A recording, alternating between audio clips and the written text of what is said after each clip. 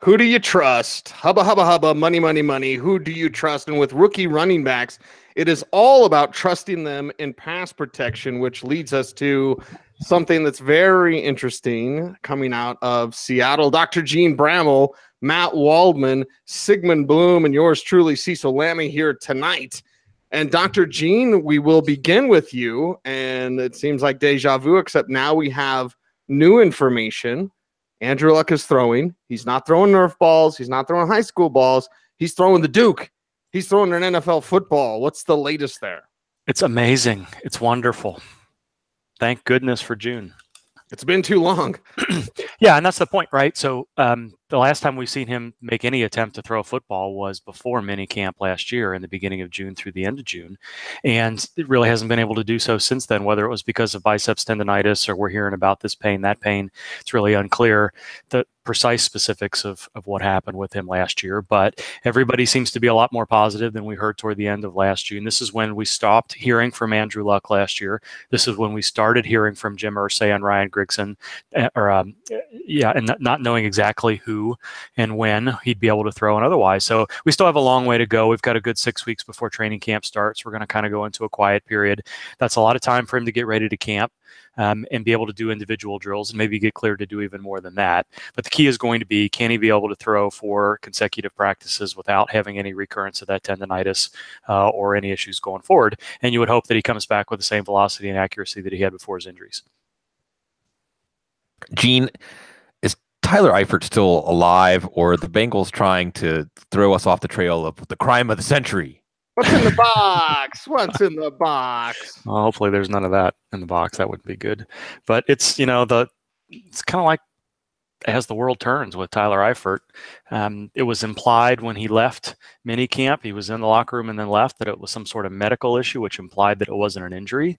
And then I think there's a couple of different ways to read in what Marvin Lewis said. One, when he said, we're not sure whether he's going to be healthy and when he's going to return, he was already really not doing much after his second discectomy in his back, which was a concern. But now there's some hints from the beat writers that suggesting that maybe there's something different going on, whether it's medical, and hopefully it's nothing significantly concerning where he's got a big medical issue going on. But the way Marvin Lewis kind of blew it off this week is either, well, it is what it is, and maybe we get him back after this back injury on training camp, and maybe we don't, or there's something more going on. And I think we have to be nervous about the second of those two scenarios. And I don't think we're going to know until we see whether or not he starts camp on PUP. It's just not a situation where Cincinnati is common for them to give us any information to go on. Tell us a little more about Terrelle Pryor and his progress. I don't know if there is much progress being made. Last time we saw him out on the field at minicamp this week or last week, I can't remember when Washington's camp was, he was still in a boot. And the type of ankle surgery that he has sounds like it's going to be kind of a 3 to 4 month situation, which is going to put him up toward the end of training camp and possibly beyond. So it doesn't sound that good. There's still some room for some additional news to come out and maybe change that time frame a little bit. But everything I've heard suggests that this is going to be a multi-month situation. It is the Audible each and every Thursday night right here on youtube.com/footballguys, DOTCOM. Make sure to click that little bell notification and subscribe to the channel. We certainly appreciate you there as always. When we look at what's going on with Shane Ray, again, surgery today. He says he'll be back week 1. I just personally don't see that, Dr. Gene. What's the proper time frame for his return? That's going to depend on what that surgery is. If it was where they're repairing the ligament and or the tendon involved, that's going to take a minimum of 6 to 12 weeks, and it could potentially be longer depending on which part of the wrist it is and what they did. It was just a cleanup procedure where he had some scar tissue around that was limiting his range of motion and something more, then it could be a little bit shorter period of time than that. But as we saw with David Johnson last year, that was a different situation. But wrists are tricky in that we need full range of motion to return and full strength to return. We may not know that until he's out of whatever mobilization may be. So if we hear that he's rehabbing and he's able to do some range of motion stuff, that would be a good sign for the shorter side of the time frame.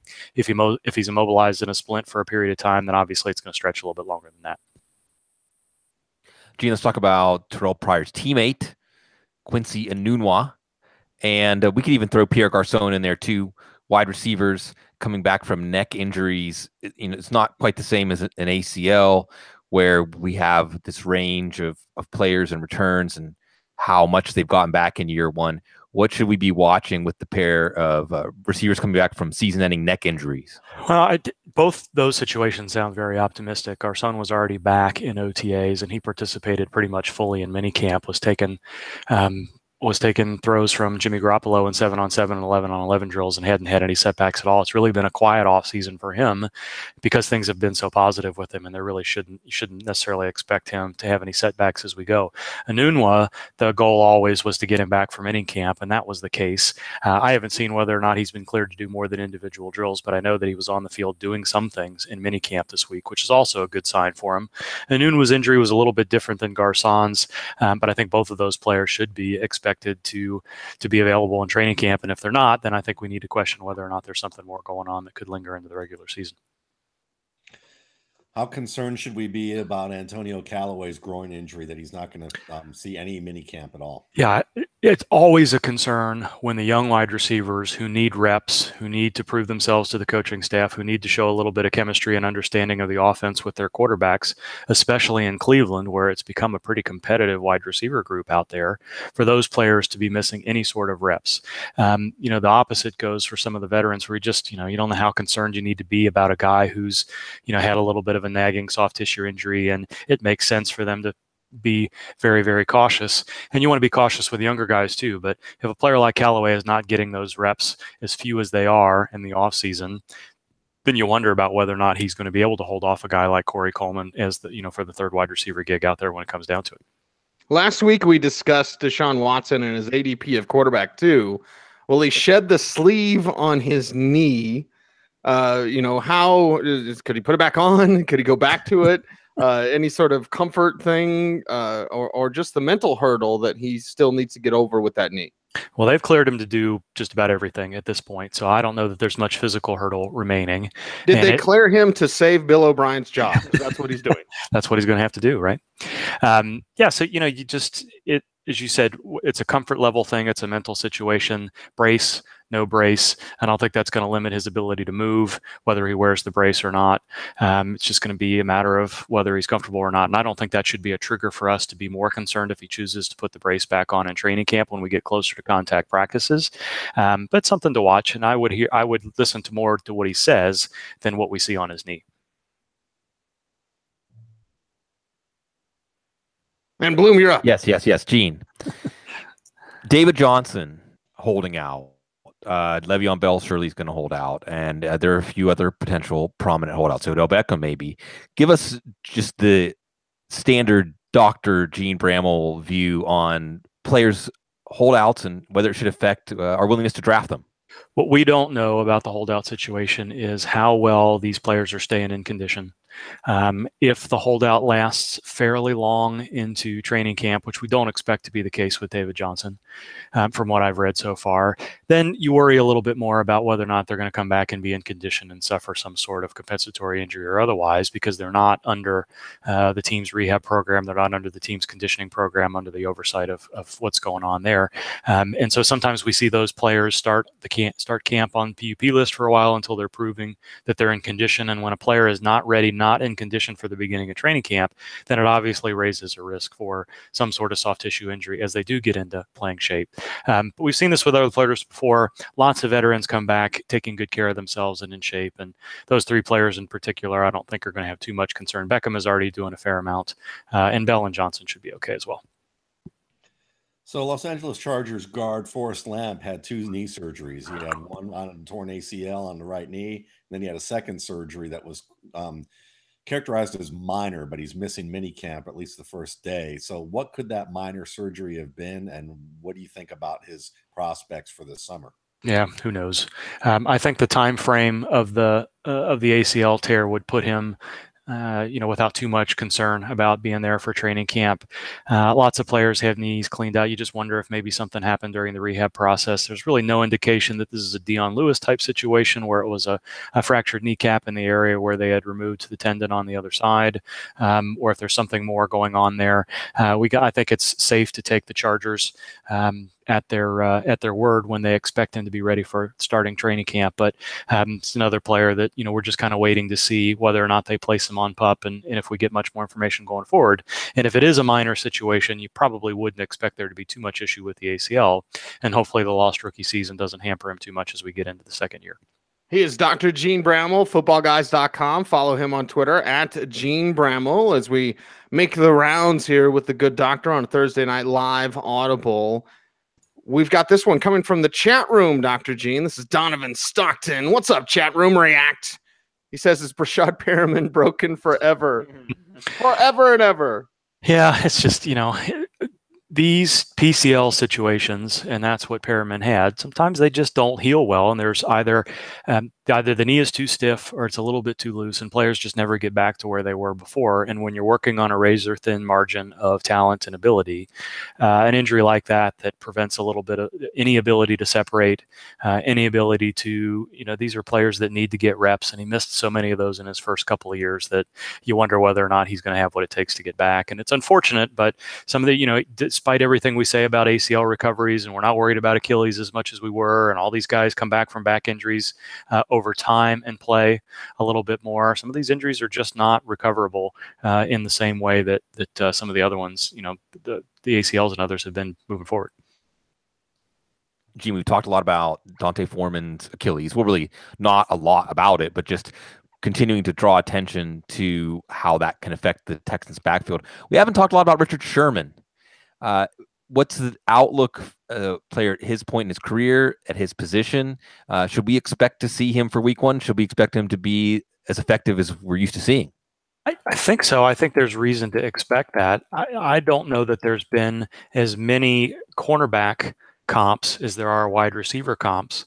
And the cornerback is reacting to what the wide receiver does, but it's a lot of stop-start movement to that feet, both forward and back and laterally.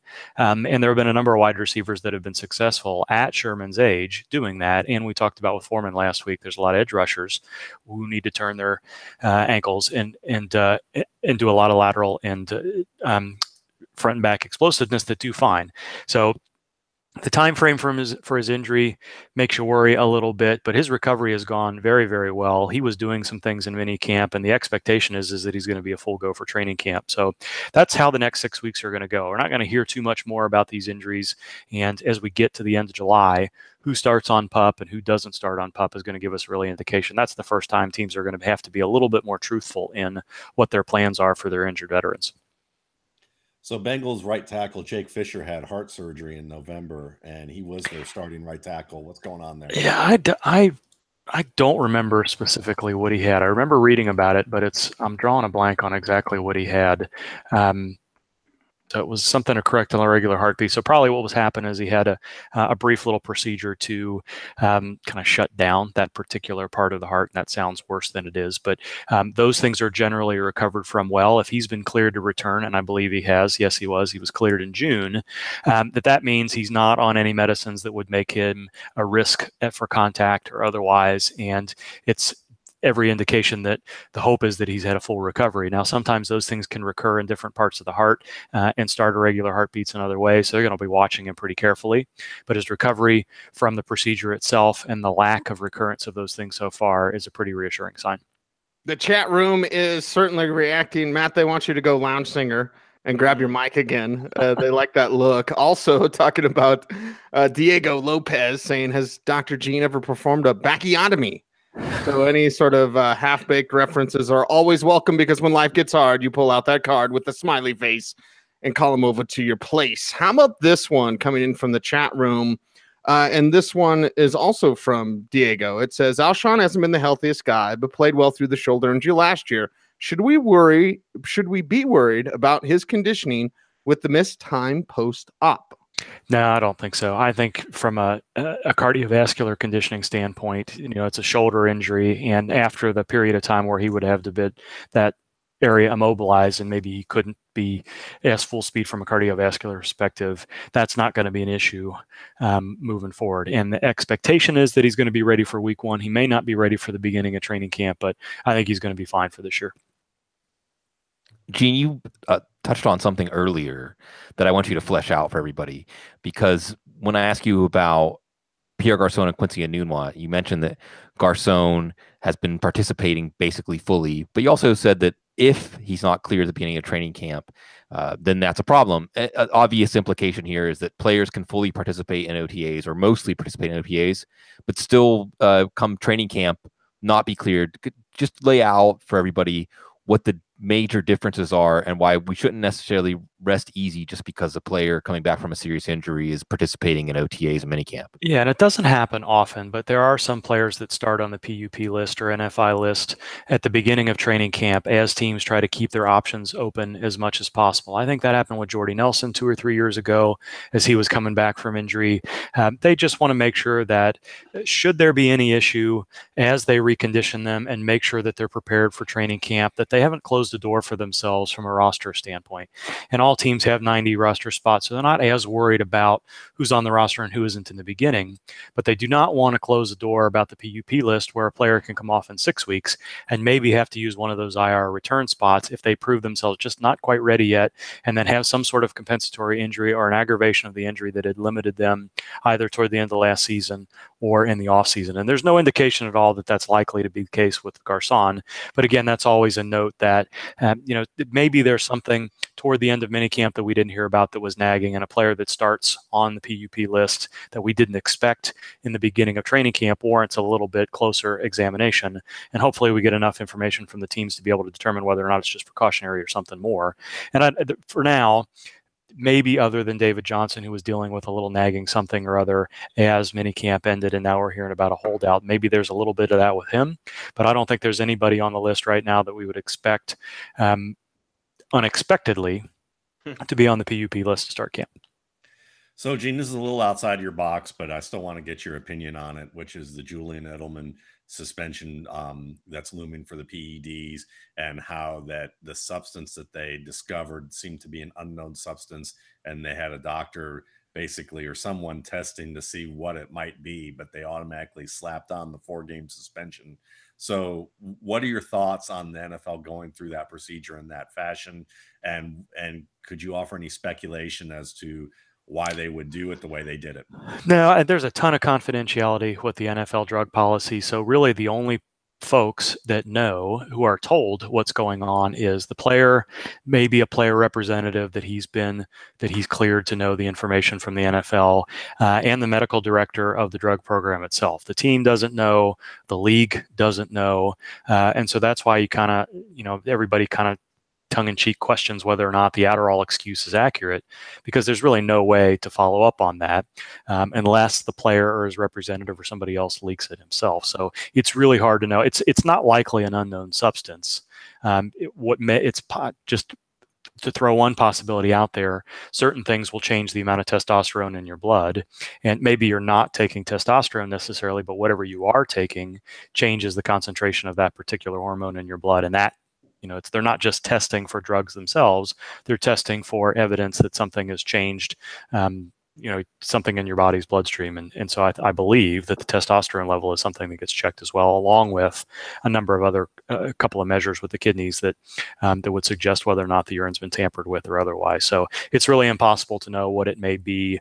It's doubtful, I think, that it's truly an unknown substance, because the policies being what they are, what they've been agreed to by the NFLPA, are pretty specific about what's allowed to be in your bloodstream and what isn't, and what the consequences of those are. So you don't test for an unknown substance. You just, don't put it through the machine and it says unknown, but, unknown something that you can't be doing. It doesn't work that way. So probably something in his bloodstream, there's some other parameter that suggested that there was something that maybe wasn't tested for positively, but something in that same family that would have caused the change, that would have kind of triggered a positive drug test. I'm sure it's the last time that he's going to follow that recipe Tom Brady gave for cashew cream. Everyone, don't join a cult. Don't join a cult. So there we have it. Dr. Jene Bramel, footballguys.com. Looks like we got time for one more round, Dr. Jene. All right. And certainly appreciate your time as always. Back to the chat room, who is reacting to us. And Bloom, was it Savoy? Nicholas Savoy? Yeah, boy. What how did you pronounce Savoy. Savoy. You got it right. So Nicholas asked, anything to be concerned about with Juju's knee issue? And then Tim MC, that's our boy right there. He says, Juju boo-boo. Yeah, Juju's one of those where we don't know, right? I'm not aware of anything from his college years that would have put him in okay, are we concerned about a degenerative condition in his knee where he won't be able to practice as frequently, where he may have to take some time off? That could be any number of things, and he's going to be, as of right now, one of the top 5 to 10 players where we're waiting very much to see whether or not the Steelers clear him to practice as training camp starts. Nobody seems to be pretty concerned about it. He's the type of player that even though he's a second year, he's already been assimilated to the offense. They know what they have in him. Doesn't necessarily have to take every rep in minicamp to be successful. So hopefully it's just a precautionary situation. It doesn't prove to be more as we get toward the end of July. Gene, are pharmaceutical companies to blame for the opioid epidemic in the United States right now? No, really. Kareem Hunt. You want to go there, do you? Bail. Kareem Hunt. How should we consider this strike one in the running back skill position player hamstring scorecard, or are teams so cautious in OTAs and minicamp that we should just consider him a clean sheet as long as he's there on the first day training? He's the other one toward the end of this week where do we have to be worried about Juju? Do we have to be worried about Hunt? We didn't really get a lot from the Steelers. Andy Reid pretty specifically said, I'm not too worried about Kareem Hunt. So I'm willing to listen to that and hope that Reid is accurate. And, the Chiefs, while Andy Reid is kind of a non-specific coach as well, they are not like the Bengals. They are not like the Patriots in that they will sometimes put their head athletic trainer out there to actually answer questions. Andy Reid will usually be a pretty straight shooter about this. So I don't think there's any reason to be concerned other than the fact that it really wasn't just this mini camp. This was something where he was missing some reps earlier in OTAs as well. But we've got 6 weeks for recovery. There hasn't been any indication that this is a significant grade 2 or higher hamstring strain. So again, if there are conditioning issues with him as training camp starts and they hold him back a little bit, then yes, we need to be concerned because that would suggest that he's still within that window where there's time for an aggravation. But hopefully that won't prove to be the case. What's wrong with Kirk Cousins' head? The fact that he's going to skip any training with his receivers between now and the season, considering that he's got 2 slot receivers who have 2 and 3 way goes, and he's got to get comfortable with those guys. And he's going to just go ahead and just say, you know what? I've got the strongest arm in football. I can stand there with 300-pound men leaning down on me and throw lasers better than Jay Cutler ever could, which isn't saying much. Okay. So, yeah, what do you think about all that? I don't think I have anything to add to that. I think I'll just nod my head along with the little mini Waldman rant there, other than, maybe people had enough positive feedback for him with those videos that he did with the rookie quarterbacks that he'll go the Jason Witten route sooner than later. Well, if you teach kindergarten, you're automatically a college professor. Matt Waldman off the top rope. Overrated guy. I'm just telling you. He's going to be all right, but there was a player this week, I can't remember, he was on Chris Cooley's show. It was one of the receivers maybe that said something like, with Alex Smith here, everything's better. You have a real quarterback. Who was it, man? I don't remember. I don't remember either, but it was it was one of the players said, "Oh my God, that's what a real quarterback is." We have a real quarterback now, so And Jarvis Landry's still calling out Ryan Tannehill, which is kind of like you're not even on his team anymore. Maybe Kirk Cousins is like Russell Wilson in the way that he presents himself, but without the skill. Right.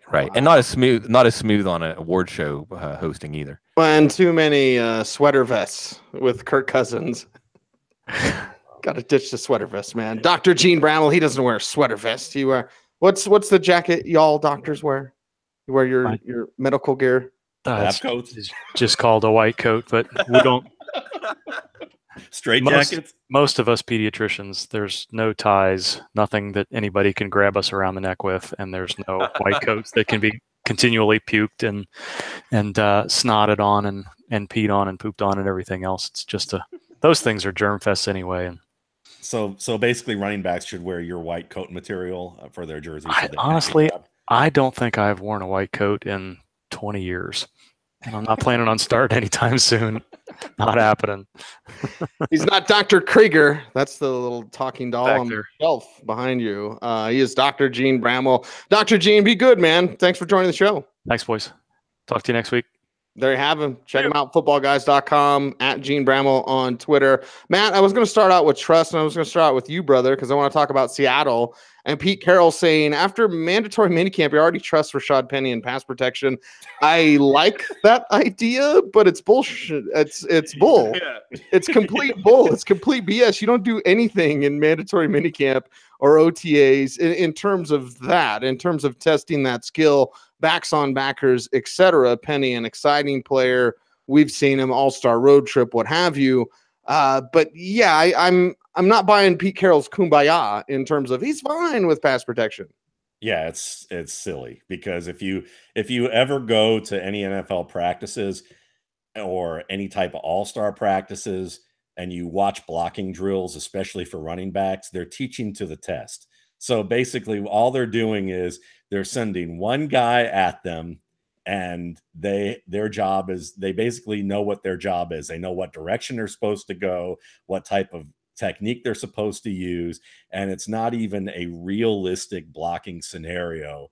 There's no diagnosis. You don't have to diagnose whether it's, a slide protection, a combo protection, or a man protection. You don't have to diagnose what kind of blitzes or linebackers or defensive ends that you may have to account for. Sometimes you have to account for two different guys, and then a shift changes who those two guys might be. You have to do a lot of different communication with your linemen. And then there's just the techniques in general. So, until NFL teams actually coach by teaching players how to block by using multiple variables in the practice, then basically all you're doing is essentially, teaching to the test, where they already know what the answer is. And then when they get out on the field, they're going to have brain freeze. So until we see him in the preseason face up a defender in a situation where, and I guarantee they'll put him on the backside of the formation to see if he can just handle someone one-on-one. Until we see that, don't buy anything that Pete's saying, other than that it's sunny outside in Seattle. It might be like something they could create a bull in the ring scenario, except instead of tackling the guy in the middle, have him block. I mean, they do that with quarterbacks. They're at the Broncos now. They have a new drill where they have different coded nets, and then you just stand back there, and then at the last second they call out a color, and you have to throw to that color. Anyway, Bloom, when we consider Chris Carson and then Rashad Penny in that backfield, Penny, you take him in the first round, he's going to be the guy. So the Carson talk as well from Pete Carroll. Again, we're starting out the show with like a bunch of BS from Pete Carroll. How do you take the Chris Carson conversation that he's been, blowing bubbles at him? I think Chris Carson is someone to be reckoned with in this backfield. And when I see the pro Penny takes, whether redraft or dynasty, but let's really focus on redraft here, it's all based on the fact that he went in the first round. If he was a mid or late second round pick, he would be probably have about the same ADP as Chris Carson. It'd be like a Chubb Hyde kind of situation, and take your pick, although we're not really sure how this is going to go.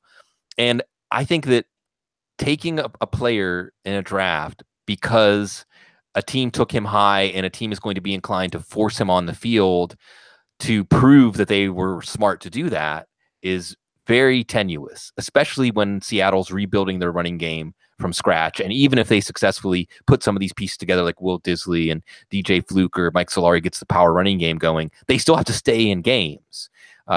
So I think that Chris Carson and Rashad Penny have similar ranges of outcomes, because I don't expect that Rashad Penny is going to get more than, say, 200 or 225 carries, even if he outright beats Chris Carson. But based on what we saw from Chris Carson last year, remember when we watched Chris Carson at the beginning of the year, he was reasonably productive and effective. We just didn't realize how impressive that was in the Seattle running game they had last year until we watched the rest of the season.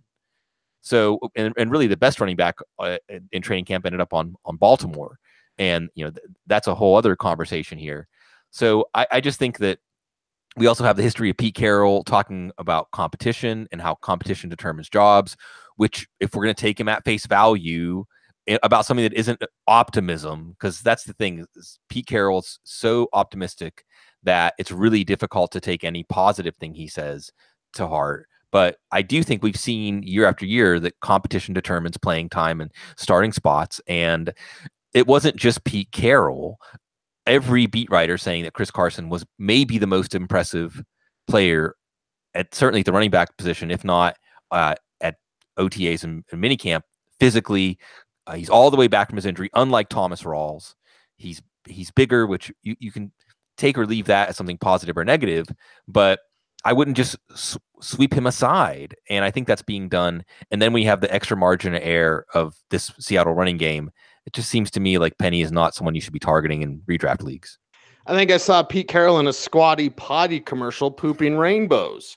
So let's talk about the rainbow that is Eric Weddle, who is an Audible alum. People may not remember that, but years ago when he came out of college, he was on this show. Great respect for his game.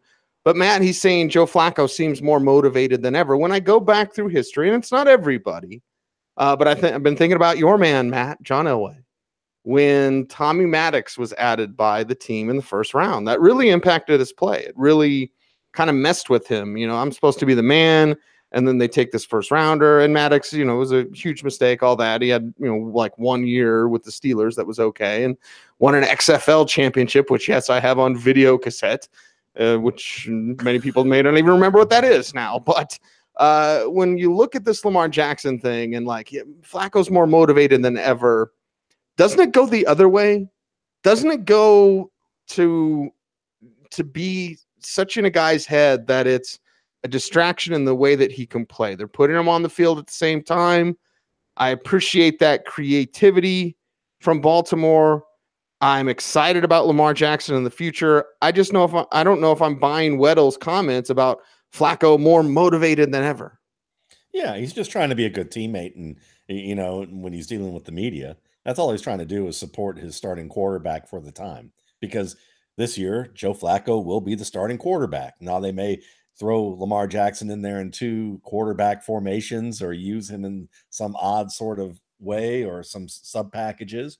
And there's certainly some positive stuff coming out of him. You know, I believe that Jason Canfora did did the annual training camp profile of a rookie that's had a lot of positive things to say about what he's doing and what he could be, that had just the right amount of caution to it so that it didn't look like a puff piece. And I don't want to argue that, you know, I don't want to say that denigrate his writing with it. It was a well-written piece, but, you know, at this time of the year, we don't really know anything, you know, other than that. Oh, he's athletic. Oh, he's got promise. Oh, they're getting the you know, he's got to get a lot of work in every day. And, you know, and ranging from how great can he be to the guarded optimism, but they let it slip out that he was pretty good. I mean, it's just like, yeah, it's formulaic. So when you look at it from that standpoint, Joe Flacco, of course, I mean, he's a competitor. You know, we can say whatever we want about how good he is, but he's a competitor. He's the same type of guy that, you know, at the height of the Ravens defense, they were beating his ass down and he was just smiling and taking it and getting up for more. So, I mean, this is a guy that whatever you want to say about his skills, he's tough and he's tough-minded and he's competitive. And that competitive fire is not going to die until they basically kill his career. And right now, you know, they've got it in the sights. He sees the laser sights right about here, you know, and he's fighting. And that's what you would expect, unless they told him, you know, 2-3 months before, we're going to draft a quarterback, Joe. We're going to draft one early, and your time is coming to an end here. And we'd appreciate it if you'd be the class act and help teach this young guy and let him know in advance. Then I certainly understand why he may be like, I'm not taking any calls, and I still think I can play several years in this league, even if he's wrong, even if he's completely deluded about how good he is. And, you know, I know you and Bloom have probably, of anybody I know, have banged on him more than anybody I know, and at the earliest point.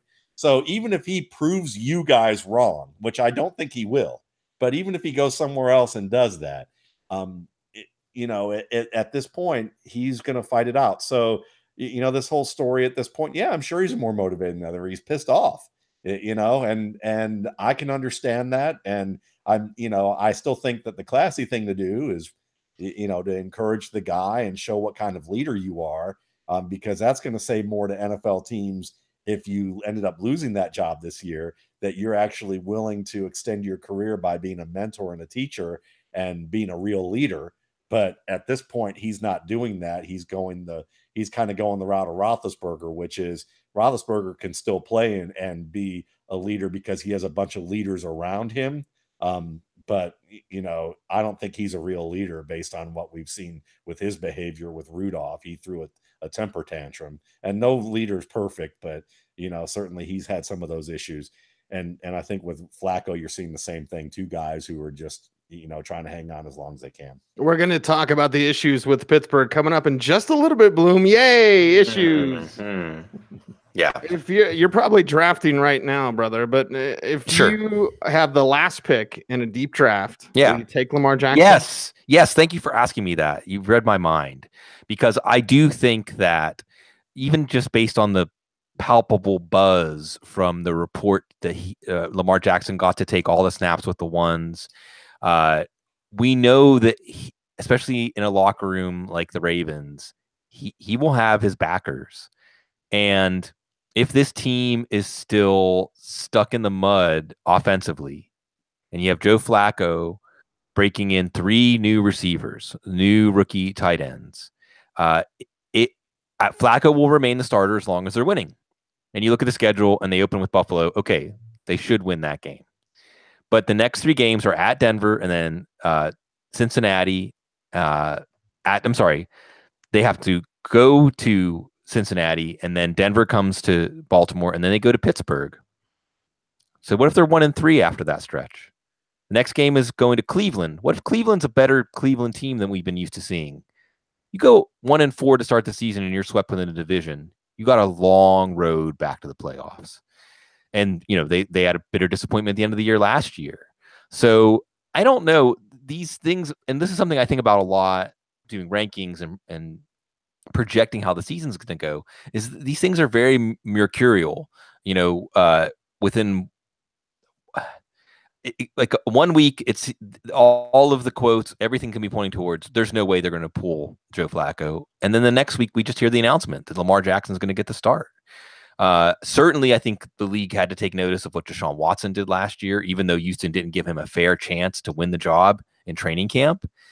I have to think that giving Lamar Jackson all these snaps with the ones is at least showing an openness to accelerating his schedule if he shows he's ready for it. And I just think that it's easy to underestimate how quickly these things can change. And I think this is something that made you and I both excited whenever Lamar Jackson was drafted 32nd, that he went to a good organization, an organization that generally makes good decisions. And I'm open to Lamar Jackson taking over at some point this season, and when he does, being absolutely a fantasy impact player.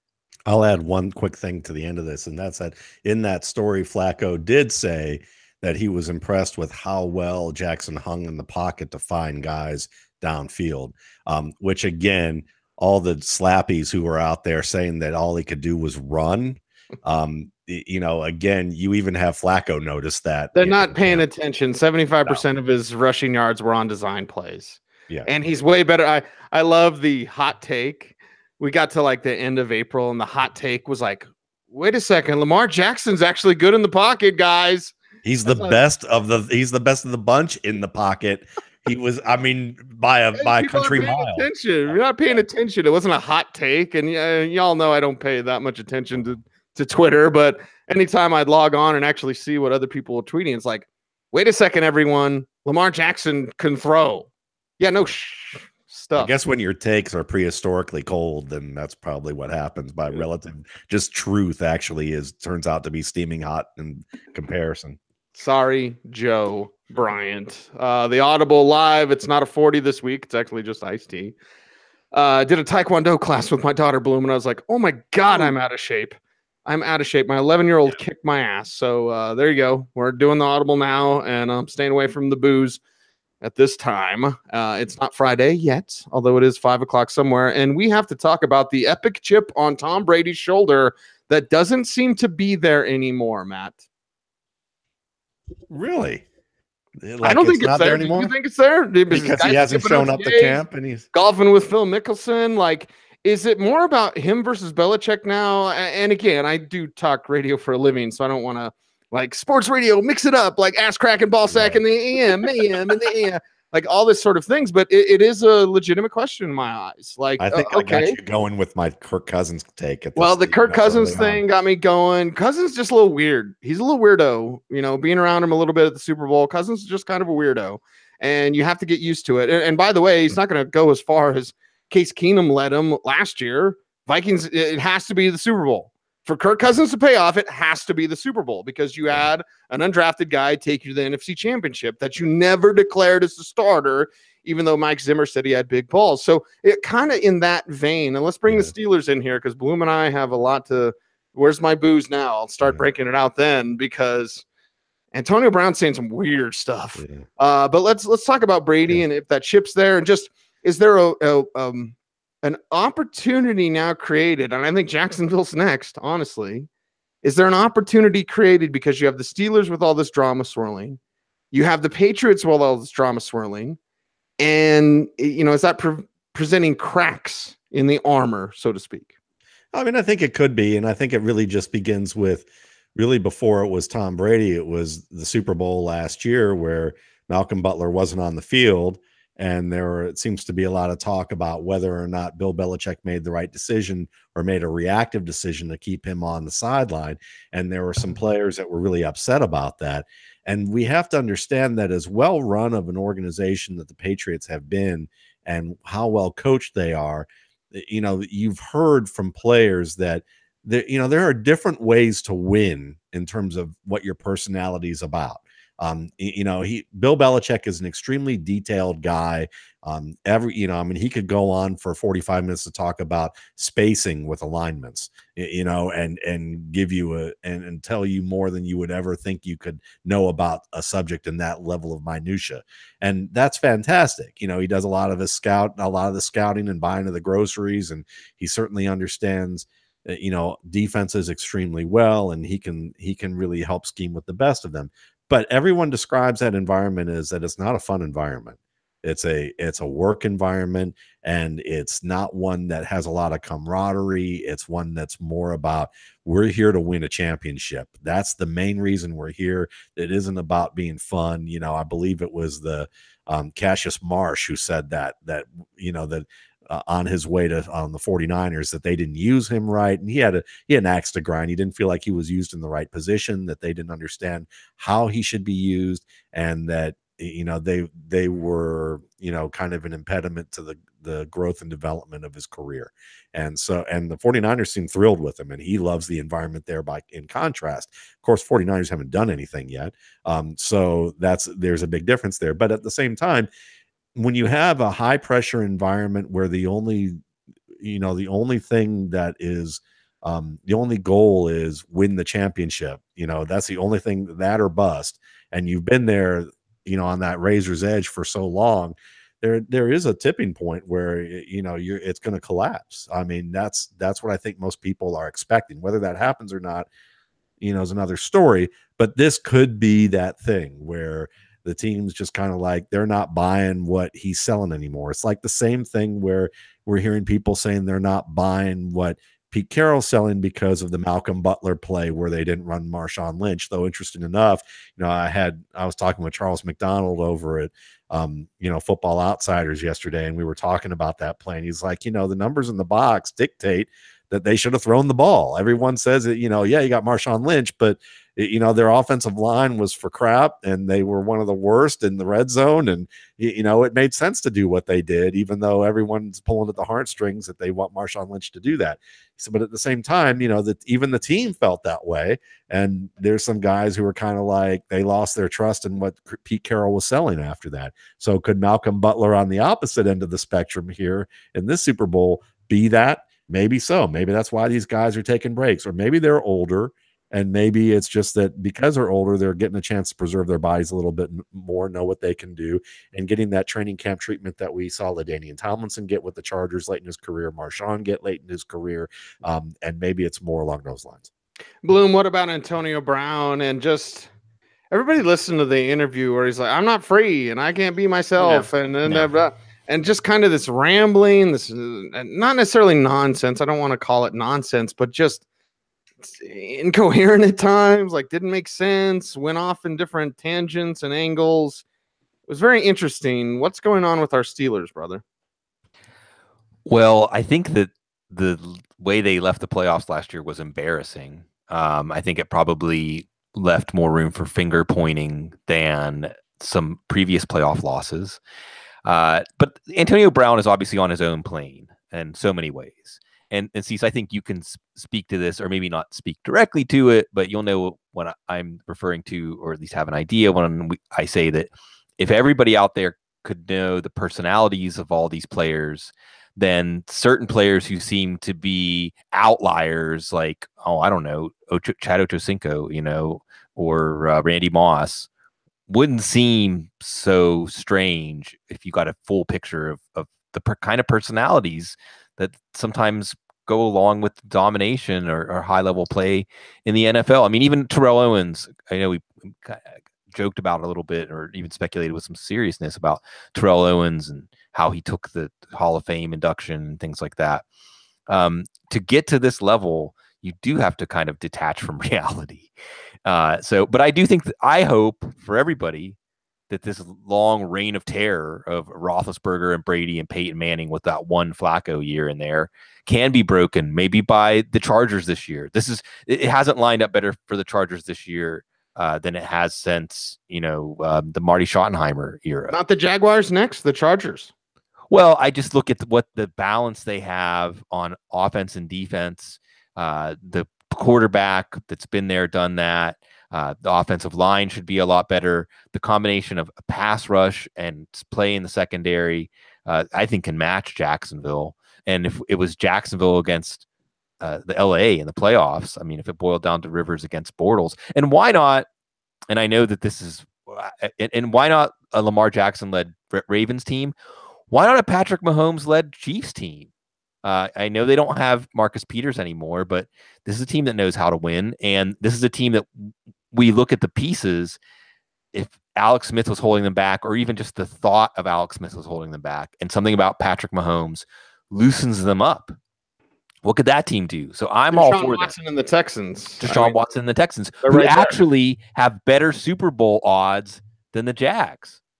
So I think after the AFC has gotten so stale and boring as far as who's going to make the Super Bowl, whereas the NFC, every year it was a new team. Every year it was a new quarterback making his first Super Bowl. This could be the year, because of young quarterback play in the case of the Texans, the Chiefs, and the Jags. Well, the defense and the Jags. And then for the Chargers, I just think this is a team that we all see year after year is better than their record. Maybe Anthony Lynn is the guy to pull them together and have this team actually play up to their level. It could be a really fun year in the AFC in the playoffs, where we could see 5 or 6 teams going into the playoffs that we all feel have a legitimate chance of going to the Super Bowl. Bloom, and I just want to confirm for our viewing audience that is not a spirit behind you. That's actually just your cat moving the curtain.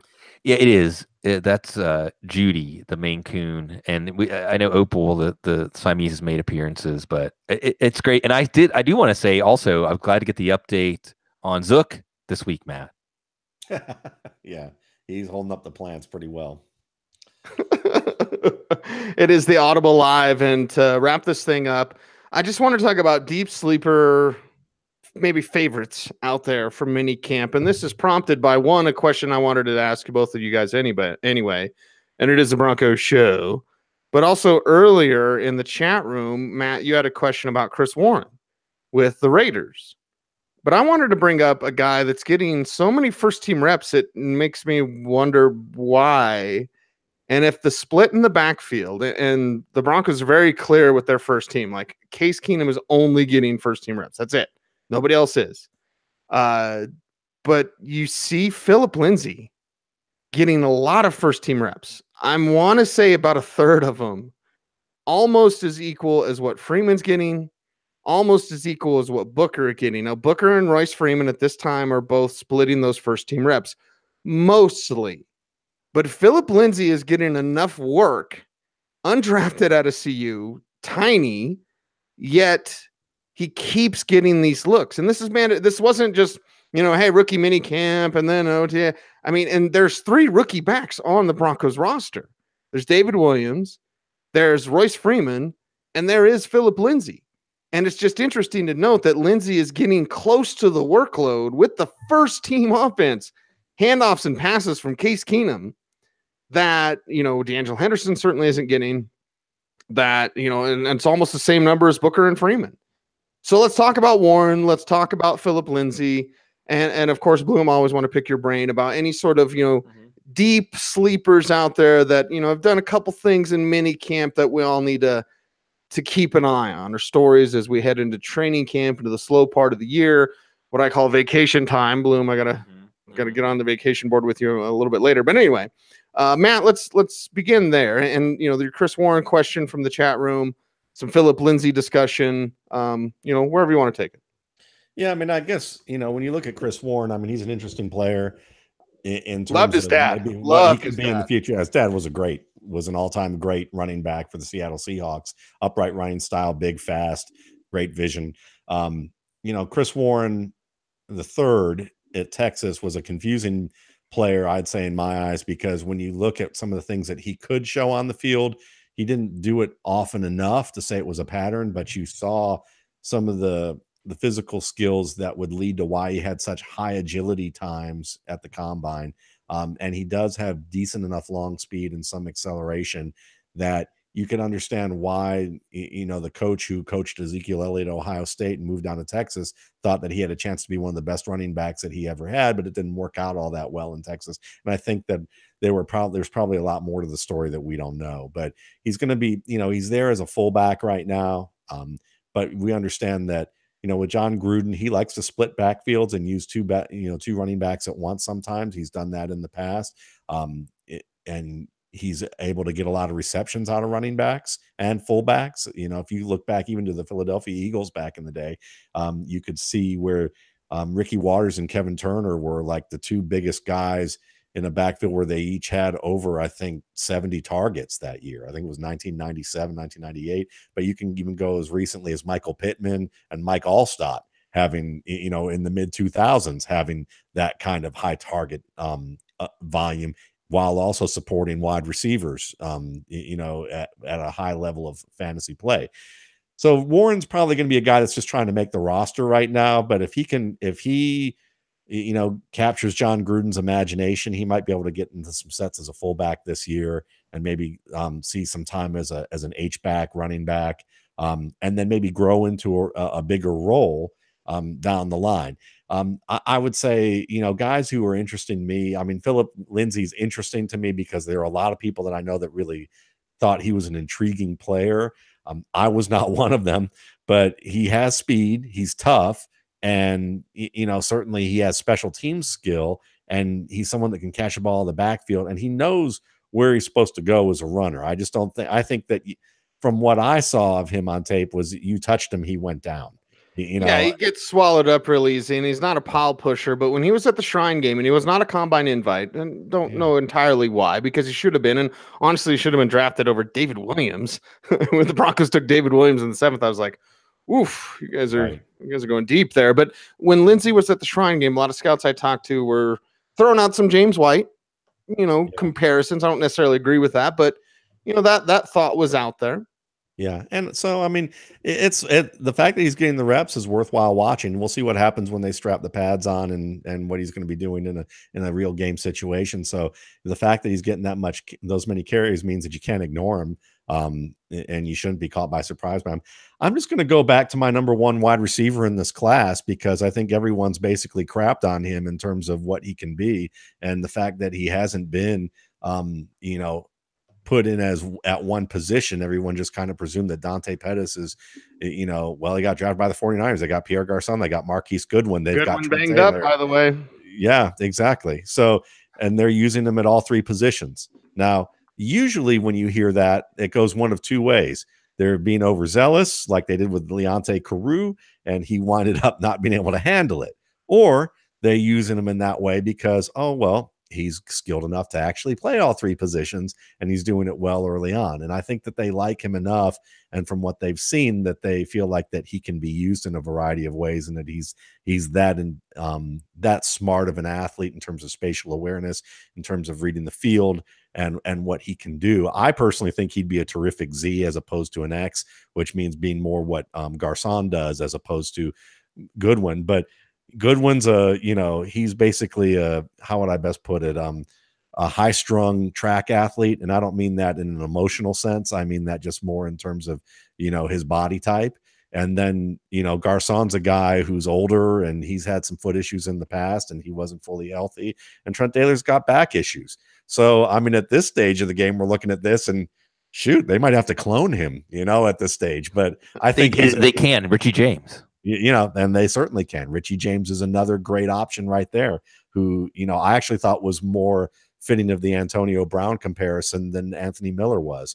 And I think that he's a guy that if we're going to talk about deep sleepers, he's an absolutely great option to consider, but we'll see what they have to say about him, over time. But I think Pettis is one that I would continue watching, because even though he doesn't have, quote, a defined role right now, I think he's going to be on the field a lot. Bloom, time to put you on the couch. I love it. Pick your brain with the deep sleepers. I wish we had another hour. I'm gonna rattle off a bunch of names, Cease, and the last one I'll toss back to you. Okay. Taysom Hill, the backup quarterback, as athletic as any quarterback in the league, including BYU, and who was the guy? Was it Drew Stanton who tore up his knee? Yeah, as a punt gunner, and Taysom Hill could do that too. Look, they don't have their heir to Drew Brees, and Sean Payton loves him, by the way. Yeah, everything that's coming out of there is that they love Hill. And for fantasy, when you talk about a guy who can run in the 4.4s, and they say he's also the strongest guy on the team, I'm listening. Ryan Nall, and he could easily be the backup to Jordan Howard, the wrecking Nall. Yeah, and what came out from Chicago was like basically, oh, you bet we're keeping him at running back. He's a running back. And that very much intrigues me. The pair of LSU receivers from last year, we forgot about them, but Malachi Dupree is running with the first team at times in Buffalo. Someone's got to catch the ball. And Trayvon Durrell is down in New Orleans, and he's making progress. Riley McCarron, while everybody else is going for Braxton Berrios, they've been developing Riley McCarron as a slot receiver. He could be that guy. He could be that guy to take Julian Edelman's spot in the first 4 games. David Moore was a late-round draft pick for Seattle. He has a chance to win some playing time, I think, over Brandon Marshall. We didn't even talk about that. Tim White was a player the Ravens were very excited about last year before he got hurt. He could at least be a return specialist for them, and maybe more. And since last year, I remember watching a lot of Utah games against Pac-10 corners that got drafted very high, and Tim Patrick was roasting guys. And he bounced around a few rosters. He has to stay healthy, but I'm hearing good things about him out of Denver. What would you have to say about him? Yeah, he's the deep threat guy. He's hauling in a bunch of deep passes, mostly from Paxton. So Patrick is out there, and he's had that connection on and off the field with Paxton, which maybe not be a great thing. Like, they love playing video games, but yeah, definitely that physical talent is there with Tim Patrick. Love when we can break into the deep sleeper conversation here on the Audible.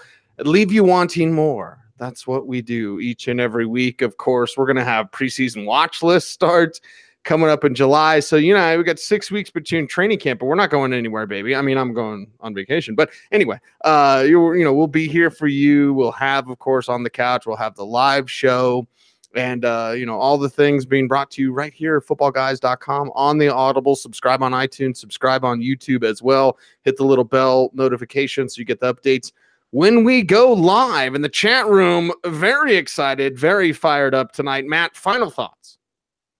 The draft denominator is now available, and it is a must-have. So if you haven't checked out the draft dominator in the past, you need to. I mean, it's a terrific tool that's going to be tailored to what you want to do, but also give you good advice to kind of steer you away from what you shouldn't do. So I would strongly encourage you to check out Simon Shepard's great work over at Footballguys, and you won't regret it. The sultry, docile tones of Matt Waldman is like our Barry White. There you go. Sigmund Bloom, we didn't even get to talk about Jalen Samuels. I'm sad. No, and James Conner is looking he's back from his knee. We didn't have anything to ask Dr. Gene about James Conner because he's back. This is a fun time. And again, this is a time that we can get down to some of these deeper names. This is a time that we can think more about possibilities before training camp starts. And then we're constantly trying to catch up with everything that's happening in real time. So it's a fun time. But I'm glad you brought up that note about vacation. I too will be going on vacation, not off the grid, but and it is that time when NFL goes on vacation as OTAs and mini camps start to wrap up as we get through June. And I hope that people also take time to breathe and also hopefully enjoy the World Cup, because even though the U.S. isn't in it, there's a lot of good stories there. And you get to wake up. It gives you an excuse to drink in the morning. I know everywhere around the country, all kinds of bars are opening at 6, 7, 8 a.m., having all kinds of specials. So you don't have to feel ashamed to go out to the bar in the morning. Once every 4 year, Americans pretend to care. Anyway, Bloom, we'll have that debate. And by the way, don't get in trouble on vacation. Like, we always say that about NFL players. I'm saying that for Sigmund Bloom. I don't want any TMZ sports. No blue Lamborghinis. No Bloom thong shots on TMZ. Nothing. No Caligula references. Nothing like that. So no squirt guns shaped in the form of Dak Prescott. Other squirt guns. Yeah. Sorry, Joe, for referencing that. He's a squirter. And that is the wrap for the Audible. I'm sorry. There are kids in the car. Sigmund Bloom, Matt Waldman. I'm Cecil Lammey saying, stay frosty.